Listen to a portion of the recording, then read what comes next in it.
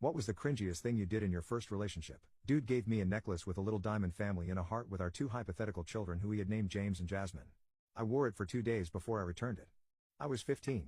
My mom cried. Same guy. We were getting into a heavy makeout session in my parents' basement when I looked up and saw my mom behind him. I was not wearing pants. He ran out the back door while I awkwardly dressed myself. My mom cried. Same guy. Lost my V card to him and he had covered my parents' guest bedroom with rose petals and lit candles. Whipped cream was involved. I thought I had cleaned everything up but missed some whipped cream on the comforter which my mom thought was dried bodily fluid. A lot of it. Guess what?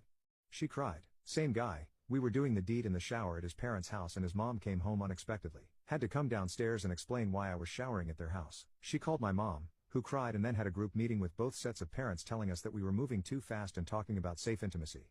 Same guy. His dad walks in while we were watching a movie and fooling around under a blanket. The dude very obviously keeps going while having a full-on conversation with his dad. His dad winked. Same guy. We were in my bedroom and my parents were supposedly at the lake. Car pulls up and he jumps out of my second-story bedroom window to avoid my dad, who searched the entire house for him afterwards. He couldn't play baseball that week and the coach, also my English teacher, was very mad at me. Same guy. We were doing the deed in the baseball field dugout late one night when a couple nonchalantly walked by, pretending they did not see us.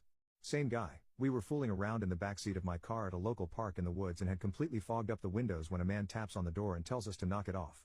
Turns out it was my neighbor. Same guy. We broke up and for some reason my parents felt bad for him so they let him in with flowers and he slipped them petal by petal under my locked door for 2 hours while trying to convince me to get back together, all while my parents and his dad are sitting in the living room.